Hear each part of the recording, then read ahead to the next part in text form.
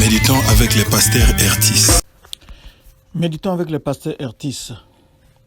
Nous sommes aujourd'hui mercredi, le 22 janvier 2020. Nous méditons selon le programme de la Ligue pour la lecture de la Bible et nous utilisons le lecteur de la Bible 2020 qui a prévu le psaume 129. C'est un cantique des degrés. Il s'agit du témoignage de celui qui est persécuté. Et pour nous permettre d'approfondir le message de Dieu dans ces psaumes, il a été prévu quelques questions dans le lecteur, telles que de quoi ou de qui parle ces versets, quelle vérité Dieu me révèle-t-il, quel verset m'interpelle le plus, pour ma prière, y a-t-il quelque chose que Dieu me montre dont j'ai à me repentir, auquel croire et obéir, pour lesquels le remercier et le louer, pour lesquels lui formuler ma demande. Nous allons prier. Seigneur, merci pour ta parole de chaque jour. Merci, ô Seigneur, parce que c'est un témoignage qui est devant nous pour modeler notre conduite. Nous voulons être enseignés de toi et nous avons besoin de ton Saint-Esprit, qu'il nous remplisse maintenant par Jésus-Christ. Amen. Shalom bien-aimés, rappelons le verset de la semaine. Ça signifie que c'est un verset que nous allons essayer de mémoriser tout au long de cette semaine, de telle sorte qu'à la fin de la semaine, que nous puissions être en mesure de les citer les yeux fermés. Travaillez non pour la nourriture qui périt, mais pour celle qui subsiste pour la vie éternelle, et que le Fils de l'homme vous donnera, car c'est lui que le Père, que Dieu a marqué de son sceau. Jean 6, 27. Les cantiques de degrés, ce sont une catégorie de psaumes qui font référence à Jérusalem et au temple. Au premier verset, ils m'ont assez opprimé dès ma jeunesse. Ces psaumes s'ouvrent avec une voix individuelle, mais cette voix individuelle-là est en train d'exprimer une voix collective.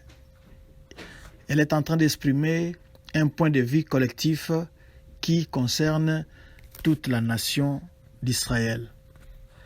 Le psalmiste est en train de personnifier Israël comme un individu ou une personne, et il représente la nation comme étant la vie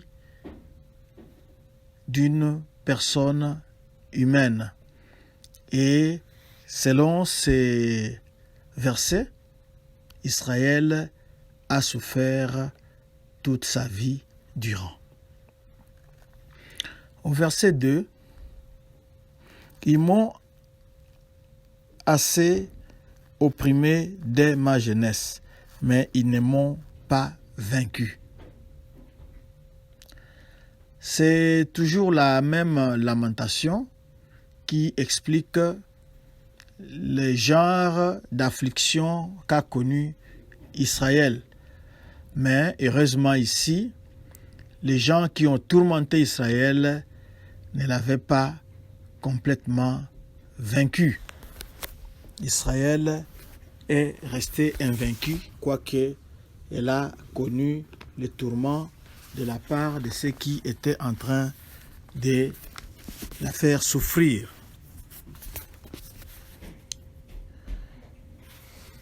Le verset 3, « Des laboureurs ont labouré mon dos, ils y ont tracé de longs sillons. » Ici, c'est une allusion à la punition injuste qu'avait dû subir Jésus-Christ. Son dos avait été labouré par les fouets dont les extrémités, c'était peut-être des nerfs de bœuf, dont les extrémités étaient cloutées, c'est-à-dire contenaient du métal, contenaient des clous pour bien labourer les dos de la victime. Au verset 4, l'Éternel est juste, il a coupé les cordes des méchants. Ici, on se réfère à la fidélité de Dieu à Israël. Dieu est juste parce qu'il s'était rappelé qu'Israël lui appartenait et il devait tout faire pour le bien de cet Israël, de cette nation. Et il est le Dieu qui est fidèle, qui garde ses promesses sur Israël quand Israël en a besoin. Et toujours au verset 4, il a coupé les cordes des méchants. Ici, ces cordes-là rappellent les cordes qu'on se sert pour lier un prisonnier, par exemple.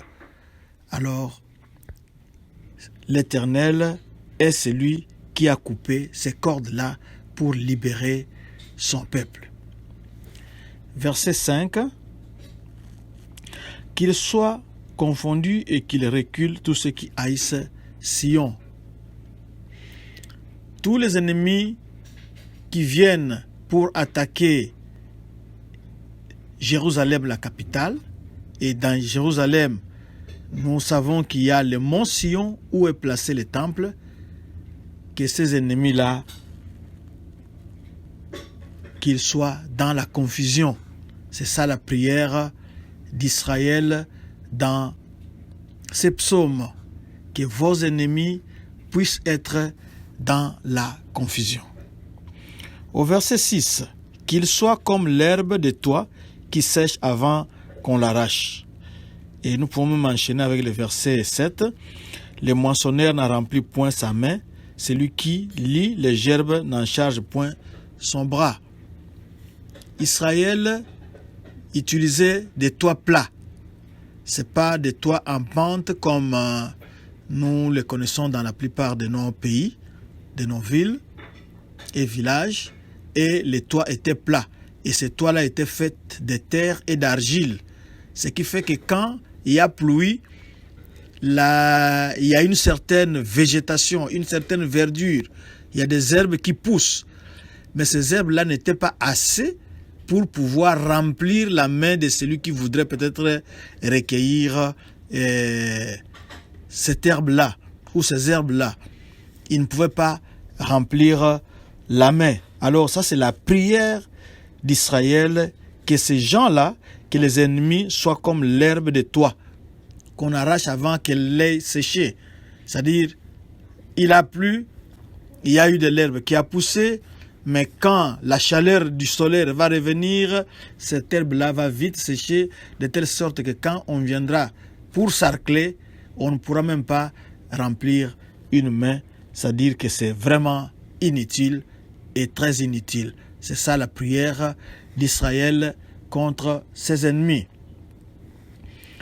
Verset 8, et c'est la fin. Et les passants ne disent point que la bénédiction de l'Éternel soit sur vous. Nous vous bénissons au nom de l'Éternel. Ici, Israël refuse que la bénédiction de Dieu puisse être sur ses ennemis. Pourquoi? C'est pour la simple raison que les ennemis n'ont pas d'alliance, n'ont pas de relation avec le Dieu vivant, avec le Dieu tout-puissant d'Israël. Qu'est-ce que nous pouvons dire ici? Nous pouvons dire que le peuple d'Israël a souvent été persécuté depuis très longtemps, mais il n'a jamais été détruit complètement. Cette vérité-là peut aussi s'appliquer à l'Église. Les chrétiens ont de tout temps subi des persécutions très sévères, mais l'Église n'a pas pour autant été détruite. Et nous nous souvenons de la déclaration de Jésus à Pierre. Il avait dit que « Tu es Pierre, et sur toi je bâtirai mon Église, et les portes du séjour des morts ne prévaudront pas contre elle. » C'est dans Matthieu 16, 18. Beaucoup de chrétiens autour du monde sont martyrisés à cause de leur foi. Les attaques peuvent aussi venir d'autres moyens, mais nous devons simplement savoir que lorsqu'il y a la persécution, la discrimination et même des attitudes hostiles, nous devons prendre courage parce que l'Église de Christ ne sera jamais détruite. Prions. Seigneur, merci de la victoire que tu nous assures. Merci parce que ton Église est bâtie sur les rocs et ta déclaration est oui et amen. Les portes du séjour des morts ne prévaudront point contre elle.